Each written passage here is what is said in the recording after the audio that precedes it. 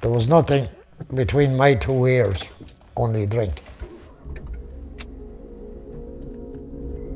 So when I was 18 then I left Dublin, I went to Manchester, started working on building sites and got into the swing of things, and at that time when you were on your own, you're only young, full of bounce and everything, and started drinking big time then, you know. That lasted for the next 28 years. Maybe more, 28 years I think. It's like when you gets a hold of you, it's like being in a prison and you're locked into it, this drinking crack. For 6 years I was up the north of England, and then I left there. I came back to Mullingar 1968, worked here in the pub then for another 12 months, went back to England again, carried on the same as usual, and that brought me up to 1972. I came back to Mullingar again, worked for a few months, and went back to England at the end of 1972 to London.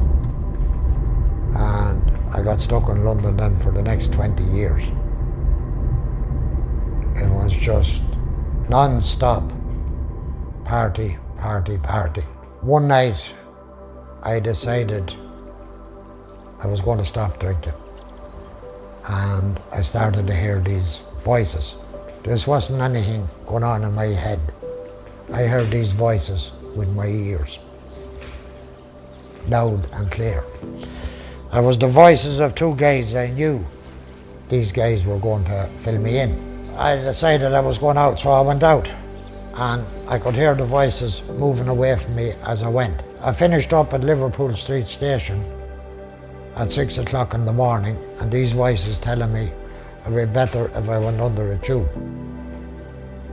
And I heard the tube.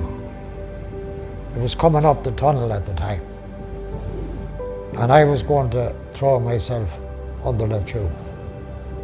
But the only way I could explain it at the time, what happened to me was, and that's what I used to say, whatever it was that was within me, it caused me to get down on my knees and cry out to God, which I did, from the bottom of my heart at the top of my voice.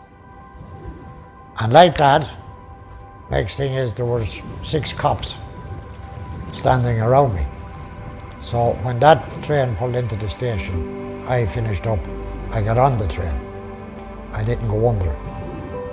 Anyway, I realised, I know now what it was that caused me to cry out to God, and that's the measure of faith that was within me that He gives to every human being. I carried on the same as usual. I was drinking 24/7, 7 days a week. I thought, I'll have to get a kip.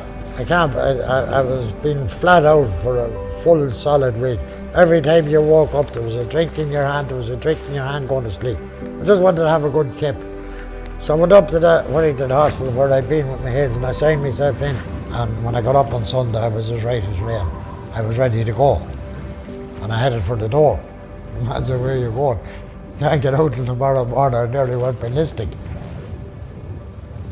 This doctor came out. He came in with a file under his arm. And he said to me, he said, "Mr. Casey," he said, "you're in here under false pretenses. There's nothing whatsoever wrong with you mentally. But I'll tell you what is wrong with you," he said. "You had a medical on Friday night. You have an enlarged liver. And if you keep drinking the way you're drinking, in 6 months' time, you're going to have cirrhosis. And 6 months after that, you'll be dead," he said. I said, "Okay." "Right," I said, "I want to go for a walk." He said, "You can go for a walk." He said, "Any alcohol, you're gone." I just walked out the door. I went off to the off license, got a car, go drink, ran around the corner, sat down and drank it.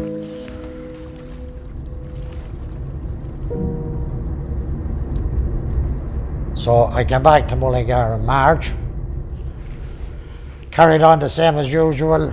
January 1991, decided to up sticks and head again back to London for more drink.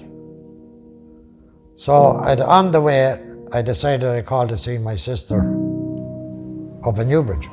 I landed in Newbridge anyway, and when I got to Newbridge, my sister said to me, and I looked at her, and she said, "Sean, do you mind if I get somebody to pray with you?" So she arranged it anyway, and so I was to meet them at 3 o'clock. So I went up to the house at 3 o'clock, and I met this man and this lady. This guy, he told me afterwards, all right, that he had a whole load of scriptures that he had taken out of the Bible concerning what God had to say about drink. But he took one look at me, and he knew when he saw me he'd only be wasting his time. He asked me 2 questions. He said, "Do you believe in God?" I said, "I do," which I always did. "Do you believe God can heal you?" So I said, "I do," because my concept of God was I believed that God could do whatever he liked. And while I was sitting in the chair in my sister's kitchen, these 2 people were praying over me. This craving that I had in here for drink went out the window. That was exactly 12 months after I was told in the Whittington Hospital that I'd be dead. And in January 1992, Jesus came into my life. I've been all around the world since, and not once in the last 27 years has the thought of having a drink entered my head. That is some miracle. For the first time, I picked up a Bible in my life, and I read my life story. Yeah, I've been going around in the desert, in the wilderness, for 40 years. The reality is, and which is very simple, it doesn't matter whether you're living in a penthouse or whether you're living on the side of the road. It doesn't matter who you are or what you are. You need Jesus.